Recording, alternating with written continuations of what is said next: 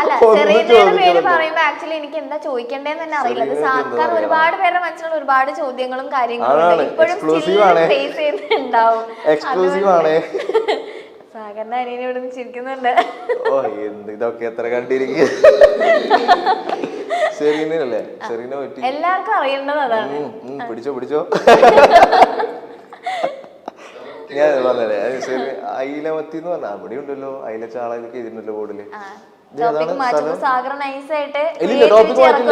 Topic മാറ്റുന്നില്ല. ഞാൻ മറ്റേ ചക്രവ്യൂഹം ടാസ്കിന്റെ ഇടയിൽ ഞാൻ നേരത്തെ ഔട്ടായി. ഞാൻ ശോഭ ചേച്ചി ഔട്ടായിപ്പോയി. അപ്പൊ ഞാൻ ശോഭ ചേച്ചി ഔട്ടായപ്പോ ഇങ്ങനെ കയ്യിൽ ഹോൾഡ് ചെയ്തിട്ട് സ്കിറ്റ് ചെയ്തായിരുന്നു. സ്കിറ്റ് ചെയ്തപ്പോ എപ്പോഴോ ഈ ടോപ്പിക്ക് വന്നു, അയിലമത്തി ഐ ലവ് യു എന്ന് പറഞ്ഞ ടോപ്പിക്ക് വന്നു. അപ്പൊ എപ്പോഴും അവളെന്താ പറഞ്ഞേ, അല്ല ഞാൻ പാട്ട് വിടും അയിലമത്തി. പിന്നെ അങ്ങനത്തെ ഒരു കോഡായി മാറി അയിലമത്തി ആ സ്കിറ്റിൽ സംഭവിച്ച. പിന്നെ സെറീനയായിട്ടുള്ള കൂടുതൽ അറ്റാച്ച്മെന്റ് വെച്ച് കഴിഞ്ഞാൽ എനിക്ക് പിന്നെയും ഒരുപാട് കണക്ഷൻ തോന്നിയിട്ടുള്ളത് സെറീനയായിട്ടാണ്. ഞാൻ പറയുന്ന ഒരുപാട് കാര്യങ്ങൾ ഭയങ്കരമായിട്ട് ഉൾക്കൊള്ളാൻ പറ്റുന്നുണ്ട്. എനിക്ക് ഒരു ബ്ലിങ്കിലൊക്കെ പല കാര്യങ്ങളും മനസ്സിലാക്കാൻ പറ്റുന്നുണ്ട്. അങ്ങനെ അങ്ങനെ പെട്ടെന്ന് മനസ്സിലാക്കാൻ പറ്റിയൊരു ക്യാരക്ടറായിരുന്നു. പിന്നെ ആ കുട്ടീന്ന് വെച്ചാൽ ഒരുപാട് പേഴ്സണൽ കാര്യങ്ങൾ സെറീനെ എനിക്ക് അറിയാം. എൻ്റെ ഒരുപാട് പേഴ്സണൽ കാര്യങ്ങൾ സെറീനെ എനിക്കറിയാം. ആ കുട്ടി ഭയങ്കരമായിട്ട് അമ്മേനെ ഭയങ്കരമായിട്ട് സ്നേഹിക്കുന്ന ഒരാളാണ്. ആ കുട്ടിയിൽ വേറെ കുറേ പേഴ്സണൽ കാര്യങ്ങളുണ്ട്. അതും എന്നെയായിട്ട് കണക്ട് ചെയ്യുമ്പോൾ ഭയങ്കരമായിട്ടൊരു കണക്ഷൻ തോന്നിയിട്ടുണ്ട്. ഭയങ്കര ഇമോഷണൽ കണക്ഷൻ തോന്നിയിട്ടുണ്ട്. എനിക്ക് ഭയങ്കര ഇഷ്ടമാണ്. ഇഷ്ടം എന്ന് വെച്ച് കഴിഞ്ഞാൽ പല രീതികളും. നിങ്ങൾ ഭയങ്കര പ്രണയം, ഞാൻ അവളെ കല്യാണം കഴിക്കാൻ പോകുന്നതെന്നല്ല, എനിക്ക് ഭയങ്കര ഇഷ്ടമാണ്. അത് ഞാൻ ചിന്തിക്കുന്ന ആശയങ്ങളും അവൾ ചിന്തിക്കുന്ന ആശയങ്ങളും ഭയങ്കരമായിട്ടൊരു കണക്ഷനും ഭയങ്കരമായിട്ട് ലവിങ് ആയിട്ടുള്ളൊരു കുട്ടിയാണ്. ഫാമിലി ആയിട്ട് ഭയങ്കരമായിട്ട് സ്നേഹിക്കുന്ന ഒരാളാണ്. ആ സ്നേഹത്തിൻ്റെ മുന്നിൽ നോ കോംപ്രമൈസ്. അവിടെ മാത്രം ഗെയിം എന്നുള്ള രീതിയിൽ അതാണ് പല ആൾക്കാരും സ്ട്രാറ്റജി എന്ന് പറയുമ്പോൾ എനിക്ക് ഉൾക്കൊള്ളാൻ പറ്റുന്നില്ല. അത് സ്ട്രാറ്റജി ആയിട്ട് കണ്ടിട്ടിരിക്കാൻ ആവശ്യമില്ല. കാരണം എന്നെ സംബന്ധിച്ചോളം എൻ്റെ മെയിൻ സ്വപ്നം അമ്മയുടെ സ്വപ്നമാണ്. എനിക്ക് 100 ദിവസം നിൽക്കാൻ വേണ്ടിയിട്ട് അങ്ങനത്തെ ലവ് സ്ട്രാറ്റജി കൊണ്ടുവരേണ്ട ആവശ്യമില്ല. അത് സ്ട്രാറ്റജി അല്ല, എനിക്ക് ഇഷ്ടം തോന്നിയിട്ടുണ്ട്. ഇഷ്ടമാണ്. ഞാൻ പറയുന്ന കാര്യങ്ങൾ ഭയങ്കരമായിട്ട് കമ്മ്യൂണിക്കേറ്റ് ചെയ്യാൻ പറ്റുന്നുണ്ട്. അതുമാത്രമല്ല എൻ്റെ ഈ പ്രായത്തിൽ നീ ഇതുവരെ ഇത്രയും നേരം സംസാരിച്ചിട്ടുള്ള ഒരു പെൺകുട്ടീൻ്റെ ലൈഫിലില്ല. ഞാൻ പഠിച്ചതൊരു ബോയ്സ് ഓൺലൈനാണ് പഠിച്ചത്. +4ാം ക്ലാസ് വരെ മിക്സഡ് പഠിച്ചിട്ടുള്ളൂ. പിന്നെ 12 വരെ +2 വരെ ബോയ്സിൽ. പിന്നെ അവിടുന്ന് മെക്കാനിക്കല്, അവിടെയും ബോയ്സിൽ. PG-യിലാണെങ്കിൽ അവിടെ 4 പേര് മെക്കന്നെ. പിന്നെ എവിടെയാ എൻ്റെ അമ്മ ഒഴിച്ചു കഴിഞ്ഞിട്ട് പിന്നെ സംസാരിച്ചിട്ടുള്ളത് ഞാൻ സെറീനിൻ്റെ അടുത്താണ്. കാരണം 24 മണിക്കൂർ കണ്ടുകൊണ്ടിരിക്കുക. നമ്മൾ ജുനൈസായിട്ട് ഉണ്ടെങ്കിലും പക്ഷെ പല കാര്യങ്ങളും തുറന്നു ഒന്ന് സംസാരിച്ചാൽ അവൻ ഇങ്ങനത്തെ സ്റ്റേറ്റ്മെന്റും വലിയ കാര്യങ്ങളിലേക്ക് പോവാ. പിന്നെ ചെമലിനോട് നോക്കി സംസാരിക്കാൻ പറ്റും. എനിക്ക് വട്ട് പിടിക്കൂലേ. ആരെങ്കിലും ഒരാളെടുത്ത് കണക്ഷൻ നമ്മൾ മനസ്സിലാക്കുന്ന ആളെടുത്തല്ലേ പറയാൻ പറ്റുള്ളൂ. അപ്പൊ ഞാൻ സെറീനയുടെ അടുത്താണ് കുറച്ച് കാര്യങ്ങൾ ഓപ്പണായിട്ട് സംസാരിക്കാനുള്ളത്. അവൾ എൻ്റെ അടുത്ത് കുറേ കാര്യങ്ങൾ ഓപ്പണായിട്ട് സംസാരിച്ചിട്ടുണ്ട്. ആ രീതിയിൽ എനിക്ക് ഭയങ്കര ഇമോഷണലി ഭയങ്കര കണക്ഷനുമാണ്. എനിക്ക് ഭയങ്കര ഇഷ്ടമാണ്.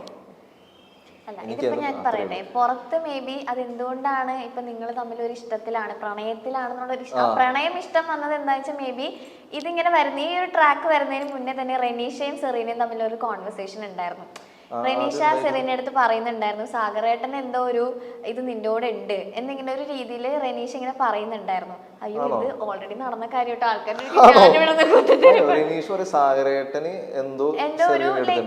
ഒരു ഇത് സെറീന അടുത്ത് ഉണ്ട്. അപ്പൊ സെറീന അവിടെ നിന്ന് ഇനിയിപ്പോ അങ്ങനെ ഉണ്ടെങ്കിലും റെനീഷ ചോദിക്കുന്നുണ്ട് അങ്ങനെ ഉണ്ടെങ്കിലും നീ നോയല്ലേ പറയുള്ളൂ. അപ്പൊ സെറീന ഓഫ്കോഴ്സ് ഞാൻ നോയെ പറയുള്ളൂ എന്ന് പറയുന്നുണ്ട്. പക്ഷെ പിന്നീട് അതിനുശേഷമാണ് മേ ബി സാഗർ ഈ പറഞ്ഞ പോലത്തെ ഒരു ഇമോഷണൽ കണക്ഷൻ സെറീനയ്ക്കും തിരിച്ച് സാഗറിനോട് തോന്നിയിട്ടുണ്ടാവും നിങ്ങൾ ഓപ്പൺ ആയിട്ട് സംസാരിച്ചു കഴിഞ്ഞപ്പോ. ഈ പറഞ്ഞ സ്നേഹം പല രീതിയിലുണ്ടല്ലോ. പ്രണയം എന്നുള്ള സ്നേഹം മാറ്റി വെച്ചാൽ മേ ബി ഒരു സ്നേഹം സെറീനയ്ക്കും തോന്നിയിട്ടുണ്ടാവാം. പിന്നീട് സെറീനയിൽ ഉണ്ടായ ഒരു മാറ്റം അതാണ് പുറത്ത് വേറൊരു രീതിയിൽ വന്നതെന്നാണ് എനിക്ക് തോന്നിയിട്ടുള്ളത്. ഇപ്പൊ അല്ല നിങ്ങൾ അതിന്റെ അകത്തുള്ളപ്പോ ഓൾറെഡി റെനീഷയും സെറീനയും തമ്മിലൊരു കോൺവെർസേഷൻ കഴിഞ്ഞിട്ടാണ് സാഗറും സെറീനയും ഇത്ര അറ്റാച്ച്ഡ് ആവുന്നത് കാണിക്കുന്നത്.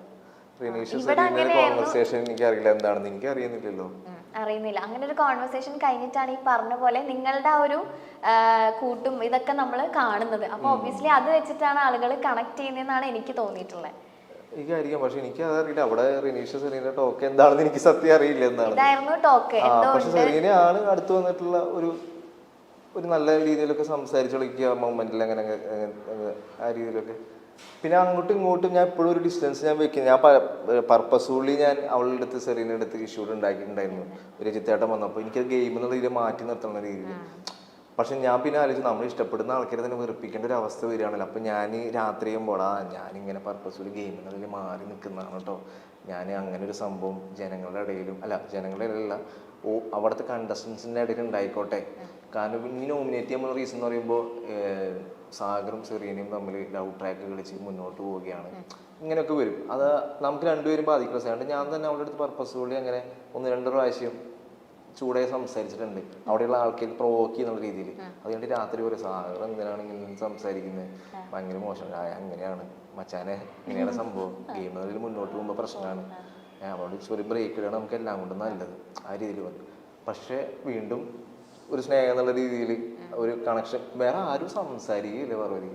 നമ്മൾ പിന്നെ മനസ്സിലാക്കുന്ന ആൾക്കാർ അവരാണ്, പിന്നെ ആരോട് സംസാരിക്കാൻ എന്താ വന്നതെന്നറിയോ, നിങ്ങൾ ഇടയ്ക്ക് സോഫയിൽ ഇരുന്ന് സംസാരിക്കുമല്ലോ, എന്നിട്ട് ഉറക്കെ സംസാരിക്കാനൊക്കെ നിങ്ങൾ രണ്ടു സോഫയിൽ ഇരുന്ന് ഇങ്ങനെ സംസാരിക്കുമല്ലോ, അപ്പൊ താഴെ വരുന്ന കമന്റ്സ്, അവരുടെ സ്നേഹം അത്രയും പ്യുവർ ആയിരിക്കും, അവരിപ്പം അത് വേണ്ട, പുറത്തിറങ്ങിയിട്ട് അവരത് തമ്മിൽ സംസാരിച്ച് സെറ്റ് ആക്കാനായിരിക്കും എന്നൊക്കെ പറഞ്ഞു, അങ്ങനെ പോസിറ്റീവ് ആയിട്ടുള്ള കമന്റ്സ് ആയിരുന്നു കൂടുതൽ വന്നിട്ടുണ്ടായിരുന്നു. അവിടെ ഭയങ്കര ഓപ്പൺ ആയിട്ട് അങ്ങനത്തെ രീതിയിൽ സംസാരിക്കില്ല, പക്ഷെ ഒരു ഇഷ്ടം എനിക്ക് തോന്നിയിട്ടുണ്ട്, ഇഷ്ടമാണ്.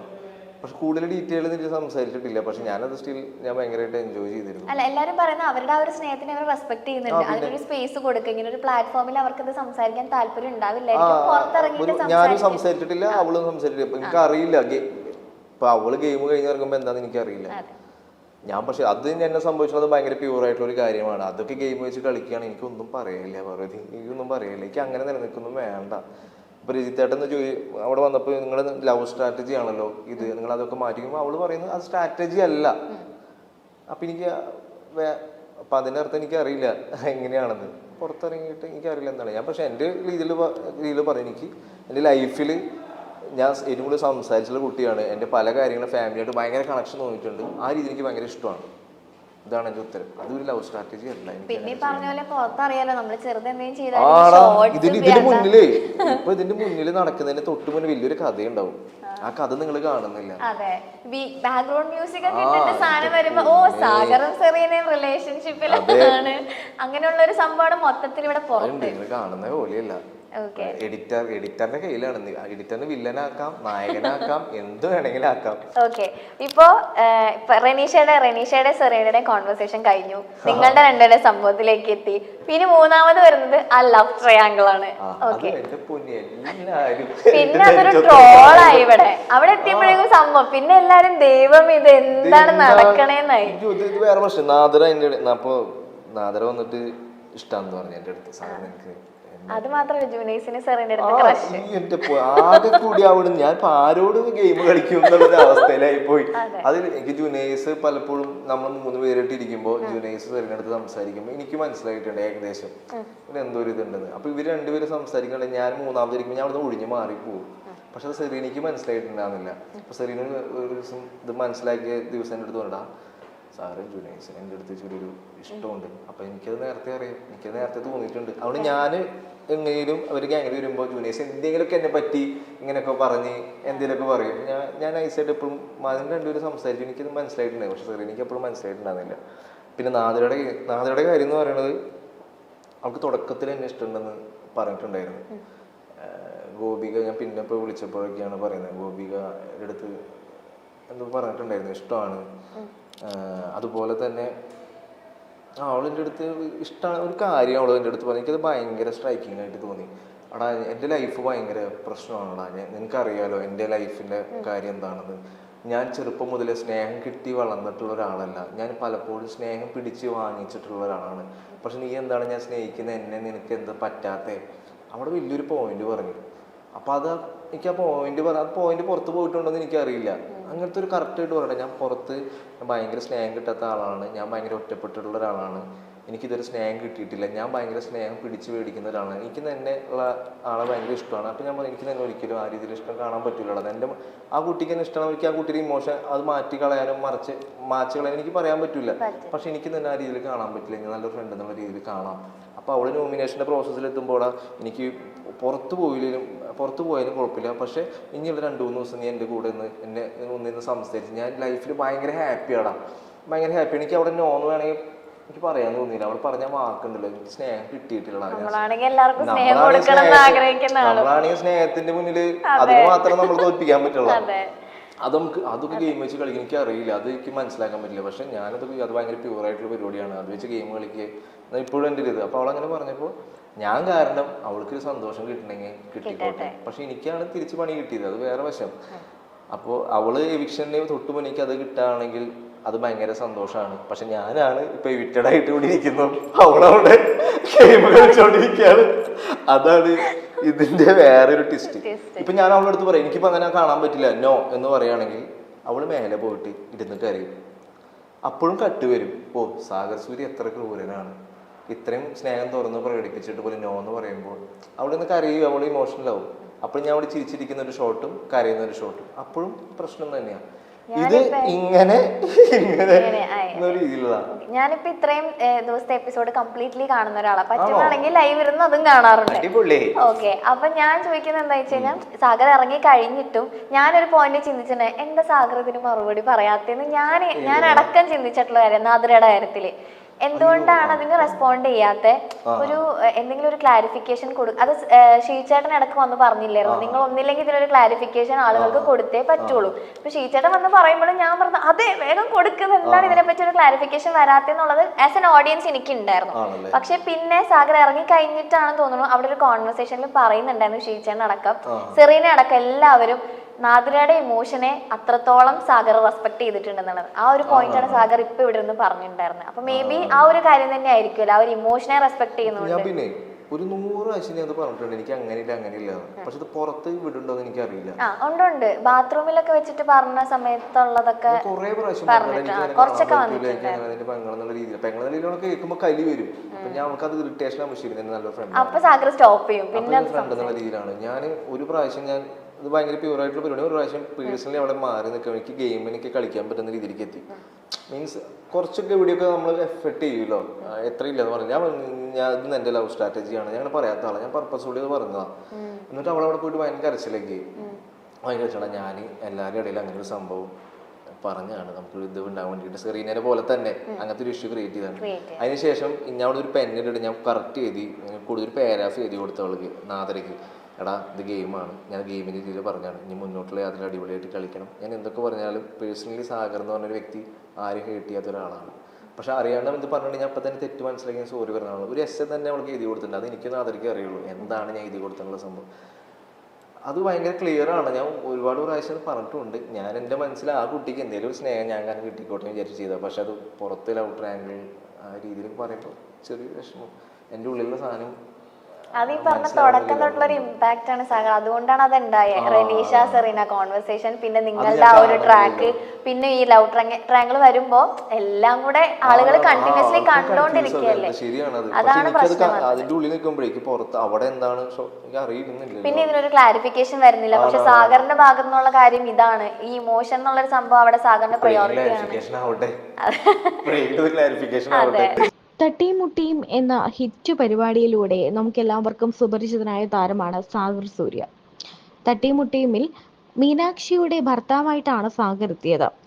മഞ്ജു പിള്ളയൊക്കെയുള്ള ആ ഷോയിൽ നമ്മൾക്ക് എല്ലാവർക്കും ഇഷ്ടമുള്ള ഒരു കഥാപാത്രം തന്നെയായിരുന്നു സാഗർ സൂര്യ.